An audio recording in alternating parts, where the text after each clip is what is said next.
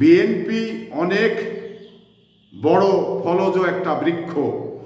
এই বৃক্ষে সবাই ফল খাবার জন্যে ঝাঁকি মারবে, ঢিল মারবে এবং ঝাঁকন দেবে যাতে এই বৃক্ষে থেকে ফল পড়ে কিনা, এরকম আশায় বিএনপিকে অনেকভাবে ঝাঁকিয়ে দেখবে, ঢেল মারে দেখবে, মানে কথা বলে দেখবে।